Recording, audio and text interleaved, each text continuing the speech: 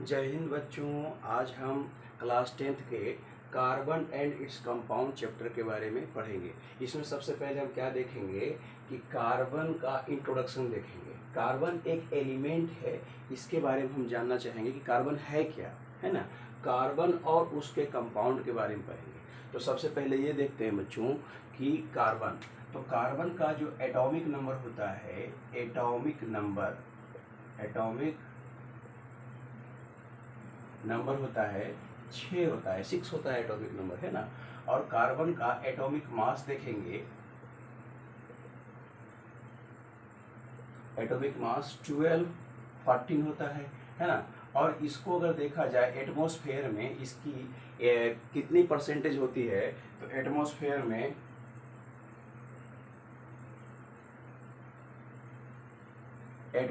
में इसका जो परसेंटेज होता है वो 0.03% पाया जाता है पूरे एटमॉस्फेयर में।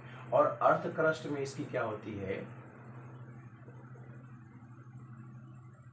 अर्थ क्रस्ट में होता है 0.02% होता है ना। ये कार्बन जो है एक तरह का नन मेटल है, कार्बन एक तरह का नन मेटल एलिमेंट है। और कार्बन का इलेक्ट्रॉनिक कॉन्फ़िगरेशन अगर देखेंगे,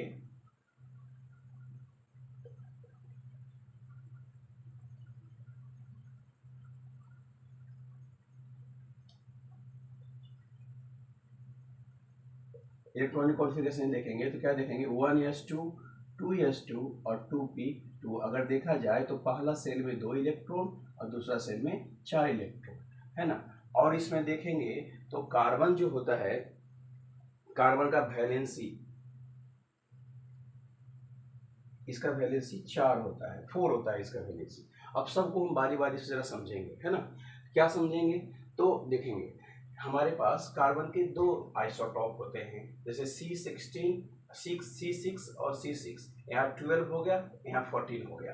अब जरा देखेंगे C14 का कहाँ यूज होता है, यानी C6 14 का कहाँ यूज होता है, तो कार्बन डिटेक्टिंग जो कॉन्सेप्ट होता है उसी में से C14 का यूज होता है। इसका मतलब क्या होता है, किसी भी स्केलेटन जो होता है उसका एज अगर फाइंड आउट करने का होता है तो वहाँ पर C14 का यूज़ करते हैं। C14 का कहाँ यूज़ करेंगे, तो किसी भी हमारा जो हड्डी है जो बहुत पुराना हो गया है ना, जो मतलब अर्थ क्रस्ट में दबा हुआ रहता है ना, तो उसमें कार्बन डिटेक्टिंग कंसेप्ट के द्वारा उसमें C14 का यूज़ करके उसका हम एज फाइंड आउट करते हैं। और C12 का कहाँ यूज है बच्चों, C12 का यूज है दुनिया में हर वो चीज़ जो जल सकता है, जो बर्न कर सकता है, उसके अंदर कार्बन 12 पाया जाता है ना। C14 का यूज़ करेंगे एज फाइंड आउट करने में, और C12 कहाँ यूज होता है, तो दुनिया में जितना भी चीज़ है जो जल सकता है, जो बर्न कर सकता है, उसके अंदर कार्बन 12 पाया जाता है। ये हमारा कॉन्सेप्ट है ना। अब देखेंगे एटमॉस्फेयर में हमारा 0.03% पाया जाता है और अर्थ क्रस्ट में 0.02% पाया जाता है। ये एक प्रकार का नॉन मेटल है। नॉन मेटल ये एक्सेप्शन में है। अगर देखा जाए इलेक्ट्रॉनिक कॉन्फ़िगरेशन इसका 1s2 2s2 2p2 होता है, वैलेंसी इसका 4 होता है, ठीक है ना। अब हम इसके बाद इसके बारे में थोड़ा सा और अध्ययन करेंगे। तो नेक्स्ट टॉपिक जो हमारा है vital force theory, vital force theory.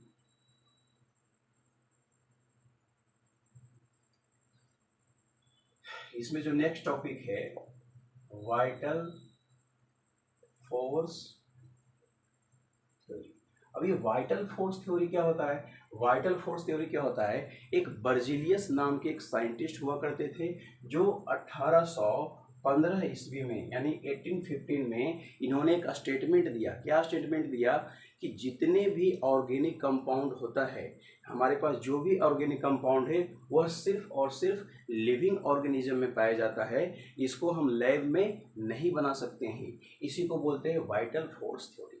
Vital force theory किसको बोलेंगे कि जो भी ऑर्गेनिक कंपाउंड है उसको हम लैब में नहीं बना सकते हैं, वो कहाँ पाया जाता है, वह और लिविंग ऑर्गेनिज्म में पाया जाता है ना। लेकिन इसी चीज़ को आगे चल के एक साइंटिस्ट आए जो इन्हीं का चेला हुआ करते थे, उनका नाम है बोहलर। बोहलर ने गलती से, उन्होंने जान के कुछ नहीं किया, गलती से क्या किया कि एक इनऑर्गेनिक कंपाउंड देखेंगे बच्चे, वाइटल फोर्स थ्योरी में क्या था कि बर्जीलियस नाम का एक साइंटिस्ट हुआ करता था जो 1815 में एक स्टेटमेंट दिया, उसी स्टेटमेंट को बोलते हैं वाइटल फोर्स थ्योरी बोलते हैं। क्या बोलते हैं बच्चों?